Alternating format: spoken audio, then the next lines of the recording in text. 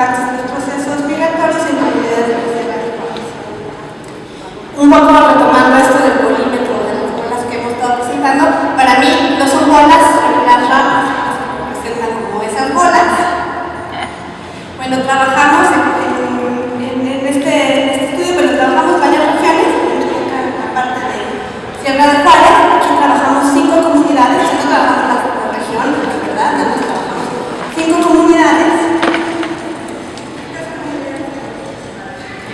que fueron Maninaltepec, que es una comunidad chinanteca, San Pablo Mapiltiani, Santiago Xiacu y Capulán Plandamentes, todas estas últimas comunidades zapotecas, que a diferencia de las otras regiones que visitamos, el grado de marginación, al menos como lo denota CONAPO, no es de alta migración, no es de alta marginación, sino de media, incluso unas que ya tienden que se empiezan a catalogar como no de marginación. Son comunidades que han tenido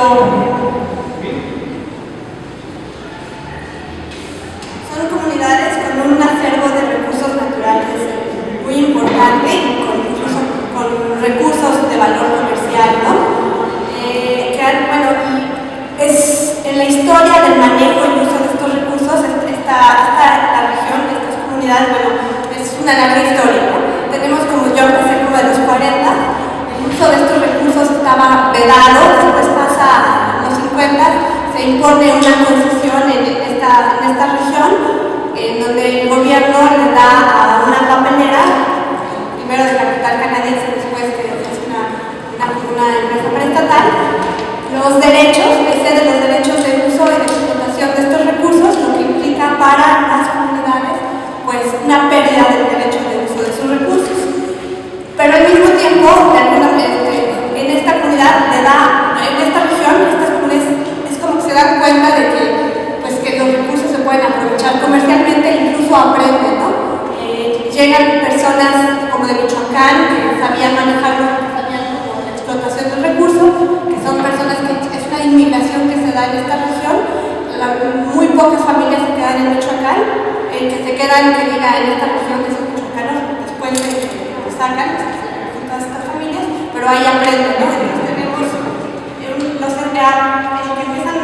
estas comunidades empiezan a emplear en esta papelera, pero bueno, son contratos injustos, abusos por parte de la papelera, la larga historia que ha pasado, ¿no? En el México indígena, generalmente, pues, nunca se les ha respetado realmente los derechos laborales, nunca se justo los salarios, etc., ¿no? Y esto no fue la excepción, que en los 60 estas comunidades un poco cansadas de estos abusos se van a una huelga, un poco para pedir que se les pagara mejor, etc. La papelera cede un poco a esta huelga.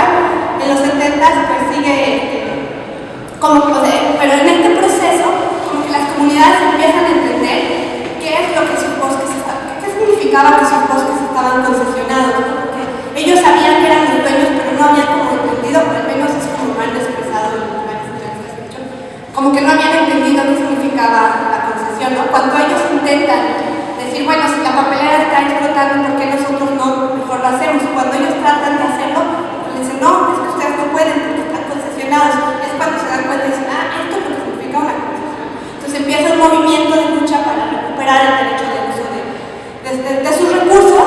Incluso había el plan de que se fueran a extender más años las concesiones.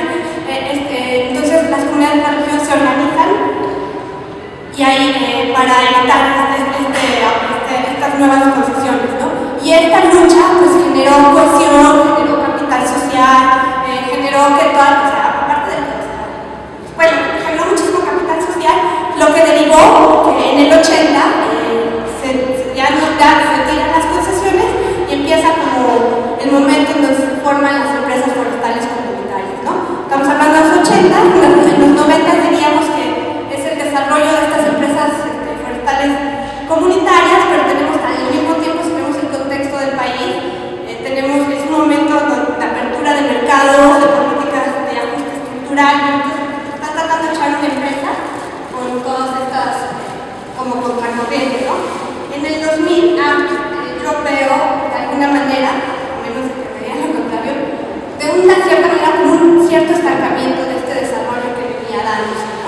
y creo que la migración no necesariamente es la causa, pero sí es un factor que profundiza el que las empresas de alguna manera no se estén desarrollando como yo creo que muchísimos quisieran. En cuanto a la historia de la migración, en esta región, que son en las montañas, a finales de los 40 encontramos casos de personas que se van al plan bracero. Yo, cuando llego a esta región, me sorprende que hubiera braceros de las montañas aztecas hasta arriba, porque el plan bracero realmente no vino por estas personas, venía por los aztecos que trabajaban en la agricultura, sino lo que encontramos, al menos en estas comunidades que trabajamos, es que en el pueblo de San Pablo Macristianes, ellos eran comerciantes, venían a la ciudad, bajaban de su pueblo o de su comunidad a la ciudad de Oaxaca, les tomaba 3 días caminando, y bueno, venían a comprar mercería y después se iban a muchas comunidades a vender estos productos. En este camino es que se enteran de este programa, ¿no? De ir a otras comunidades, se enteran que existe el programa bracero y ahí los muchachos aventados que se lanzan al norte y cuando regresan a su comunidad, como muchos casos cuentan, pues llegan con chamarras, llegan con otro tipo de zapatos, que eso estimula que otras personas digan, pues yo también quiero. Y así empieza una migración a los Estados Unidos, al menos en estas comunidades que visitamos, se va pasando de voz en voz. También en los 50, bueno, esto fue de finales de los 40 a los 62, 64, que acaba el programa bracero, pero al mismo tiempo en los 60 la historia empiezan a irse personas a la Ciudad de México, ya antes se iban, ¿no? Empiezan a irse como los que se iban a la Ciudad de México eran gente soltera, gente joven, no eran los padres de familia. Los padres de familia de alguna manera en ese momento había medio trabajo en la papelera, cuando se viene la huelga, pues en algunas comunidades pues, se ve como la necesidad de salir. En los 70, a finales de los 60, cuando está la huelga con la contrapapelera, hay los ex braceros o hijos de braceros que se animan a volverse a ir a los Estados Unidos. O sea, pasaron casi 10 años en donde al menos en estas comunidades nadie se fue de braceros, ¿no?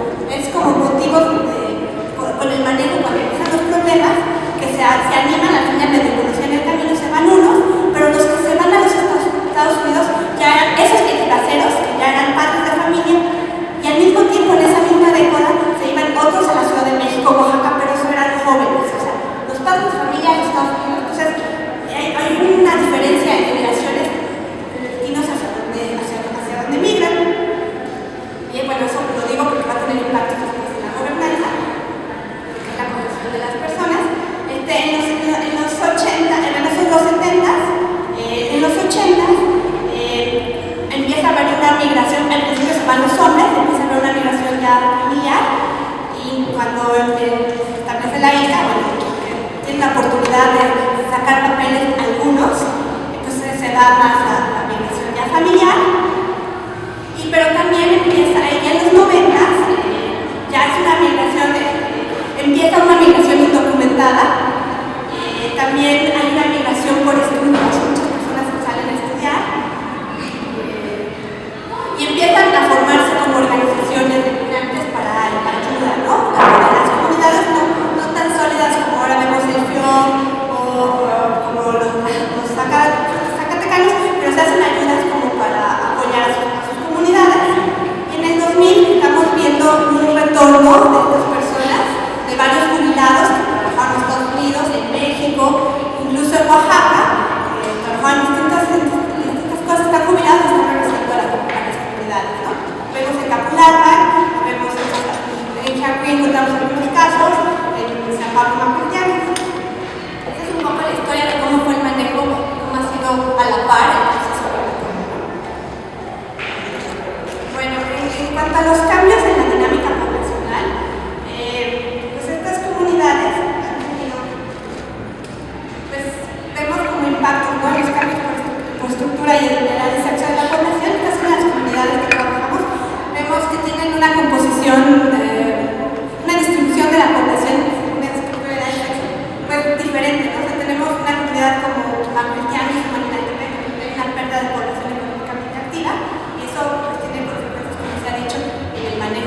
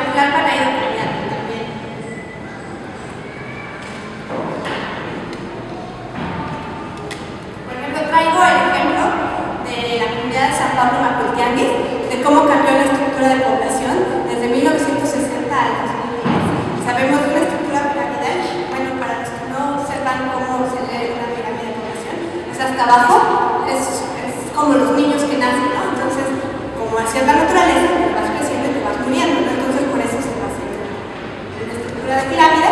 Y bueno, vemos que en el 2010 tenemos una estructura en Macuiltán de esta forma y luego se hace muy angosta y hay un envejecimiento, ¿no? En Macuiltán está pasando un problema de que del relevo generacional no están haciendo niños y bueno, eso ha tenido consecuencias, por ejemplo, para la educación. O sea, aquí tengo una gráfica en términos absolutos de los nacimientos de macuiltianos, ¿no? También esto lo hemos tratado, o sea, explicar estas pendientes conforme ha sido el manejo, pero bueno, no me voy a detener ahí. Pero el que no nazcan niños en macuiltianes ha generado que los que sí están ahí, pues tienen problemas para mantener la escuela. O sea, eso es para mantener la escuela, por ejemplo, esta es una gráfica de la matrícula de la secundaria de San Pablo Macuiltianguis. El color verde representa los niños originarios de Macuiltianguis que estudian en la secundaria, ¿no? Y la naranja eran niños de otros pueblos. Vemos la generación 71-74, es cuando empieza la secundaria en ese poblado. El 85% de los de esa matrícula ese año eran gente de Macuiltianguis y solamente el 15% eran niños de otros pueblos. Para la generación 2005-2008, solamente el 3% de los niños son de San Pablo Macuiltianguis y el 97% son de otros pueblos. Lo que ha hecho y lo que ha permitido el manejo de los recursos naturales en esta comunidad es se ha hecho un comité. El comité de escuela tiene la función de ir a buscar niños a otros pueblos para evitar que la SEP les quite la secundaria, porque la SEP dice, pues yo te voy a dar dinero y te voy a mantener la escuela en función de cuántas cabezas y cuántos alumnos tienes, ¿no? Si no tienes alumnos, no tiene sentido ni te voy a dar presupuesto o además te mando un maestro. En la comunidad preocupada por esto, pues dice, no, vamos a traer gente, pero a esta gente, la asamblea ha destinado cierto dinero junto con un programa que tiene CDI para pagar a estos niños manutención, hospedaje, contratar cocineras y todo eso es de las utilidades del manejo forestal, ¿no?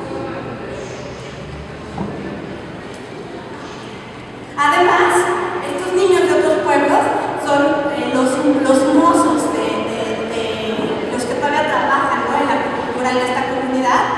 Hay muy pocas familias, no solamente en la Macuiltán, muy pocas familias que están sembrando, muchos ya no siembran en sus parcelas, sino también siembran en sus solares y a estos mozos se emplean, son los que trabajan la tierra, ¿no? En cuanto a la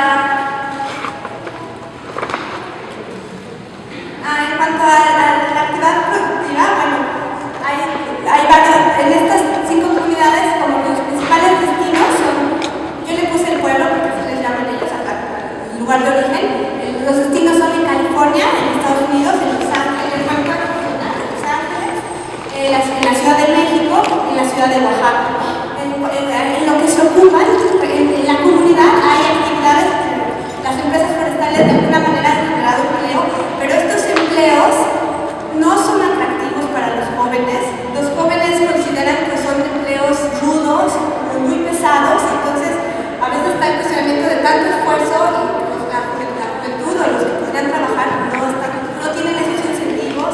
También son empleos que son temporales, entonces para una familia joven a lo mejor tener 4 meses de trabajo y los otros meses hay que solucionar eso, entonces no se vuelve tan atractiva. Por eso también venía a la ciudad de Oaxaca, porque la ciudad de México podría ir como más atractivo o incluso irse a los Estados Unidos. Estados Unidos que tampoco no son empleos de todo el año, también son empleos temporales. Muchos se emplean en agricultura, en mantenimiento de casas, en los Estados Unidos son en el servicio doméstico, las mujeres son empacadores, dependientes, trabajadores de fábricas.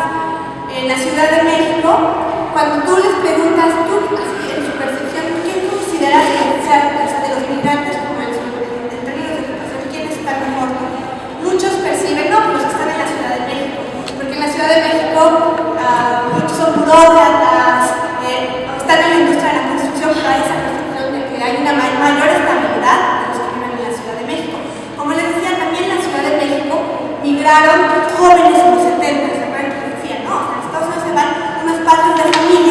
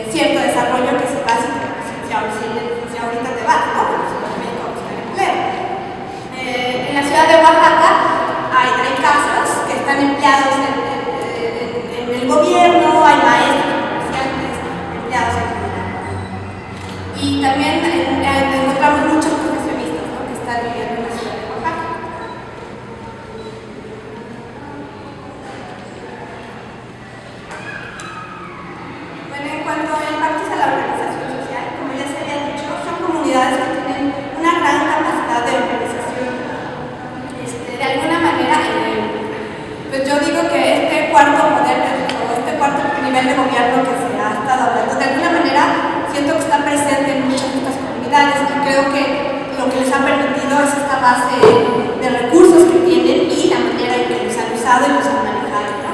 Por ejemplo, otra vez el caso de San Pablo Macuiltianguis es un municipio que de dos localidades, la localidad de San Pablo Macuiltianguis y la localidad de San Juan Lubina.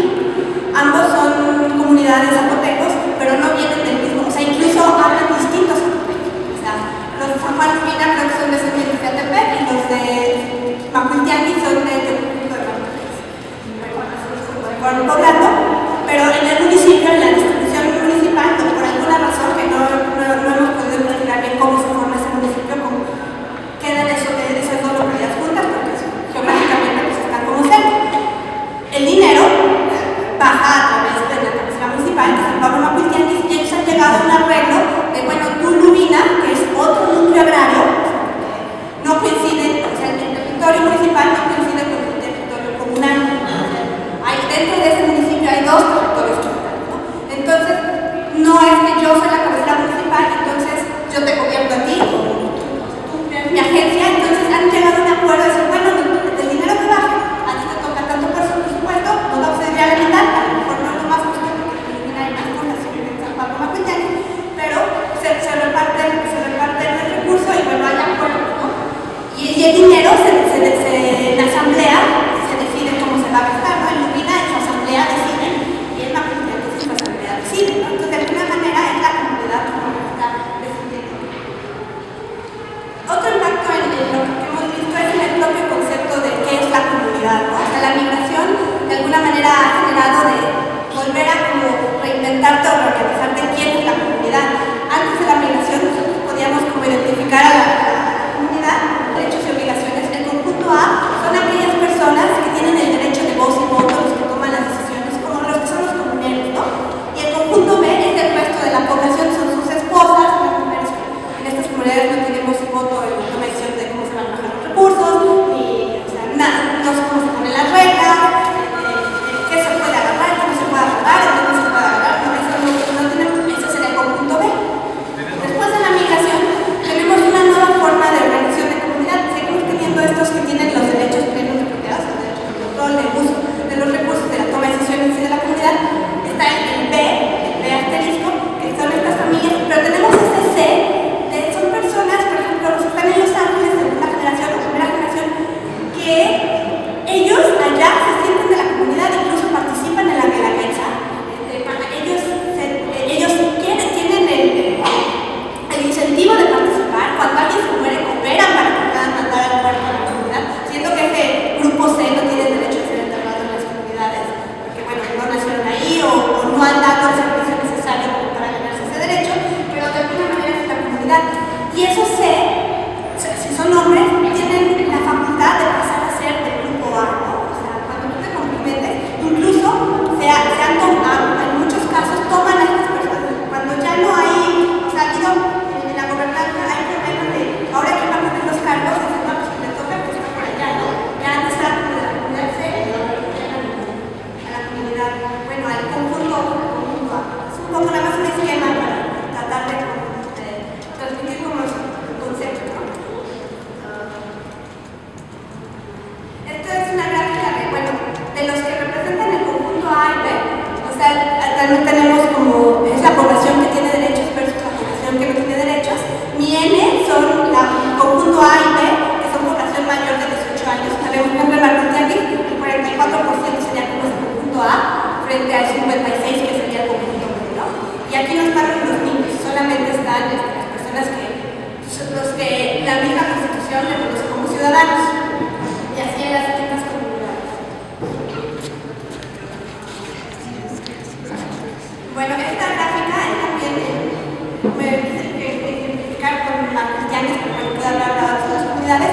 Aquí en ese conjunto que decía A, de los que toman las decisiones, también encontramos por ejemplo, en San Pablo Macuiltianguis, el 52% de los que toman las decisiones de la comunidad radican en los Estados Unidos, un 8% radican en Oaxaca, un 6% en otros lugares y el 34% radica en el lugar de origen, ¿no? Entonces, esto es un dilema en las visiones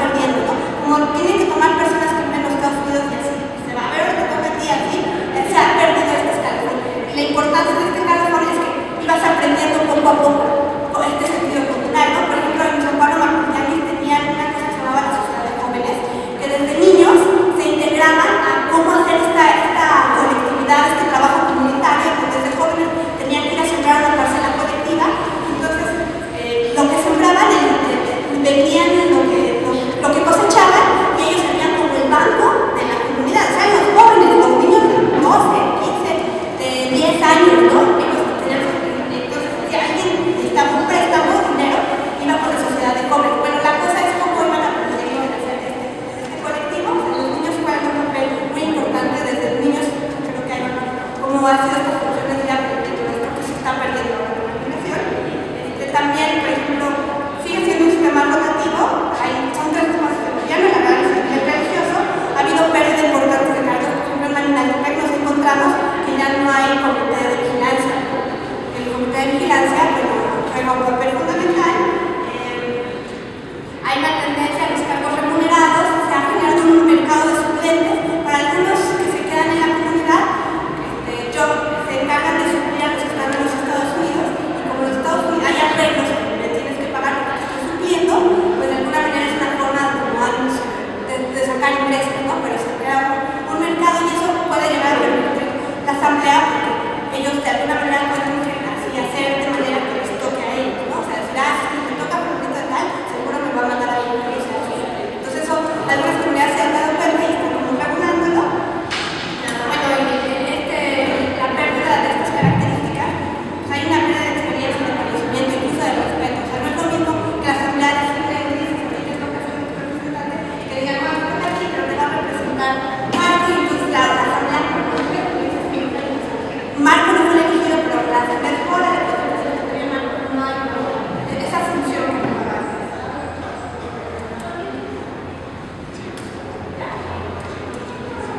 Bueno, en cuanto a los bienes comunes territoriales, son lugares donde hay como decía, una serie importante de recursos. Las áreas, aquí son las áreas de uso común, son más importantes que las áreas parceladas. Aquí el recurso no tiende a derechos individuales, se manejan los derechos individuales y los derechos colectivos. Incluso las parcelas, hay en comunidades está la regla de que, bueno, si tu parcela ya te pusieron los pinos, se lo comió el bosque, pues pasa a ser de uso común, ¿no? Entonces, incluso como tiene valor comercial, en la localidad yo creo que conviene más, que sea más de uso común, que como tiene un manejo comunal, que sea incluido, ¿no? Que no, eso no suele pasar.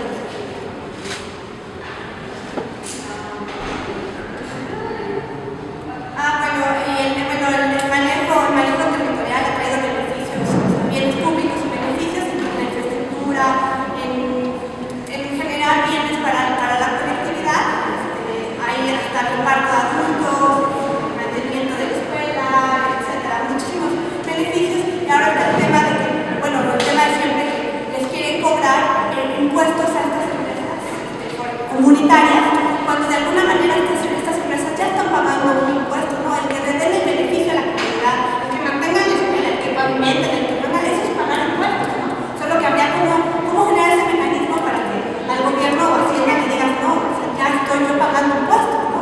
Porque en su cosmovisión, para ellos yo les decía, pues ¿cuánto te da de utilidad la empresa? Y decía, no, es que no deja utilidad, porque era, no sé, 100 pesos. Y yo decía, pero ¿cómo? Pero si pagaste 200,000 pesos para ir a la Copa Benito Juárez, pagaste 100,000 pesos para ir a la Benedexa, pagaste tu fiesta que te costó 1,5 millones, oye, pero pagaste eso, no, pero eso es parte de eso no lo ven como utilidad, eso lo ven como los gastos de la empresa, o sea, el servicio social, el bien público lo ven como un gasto de la empresa, ¿no? Que eso no suele pasar en una empresa privada de las comunes que vemos, ¿no? Y bueno, está como el reto de las visiones, ¿no? O sea, cómo ven el territorio, no es lo mismo incluso los migrantes de México, los jóvenes, incluso dentro de las familias, ¿no? Para un niño chiquito, pero su hermano, el territorio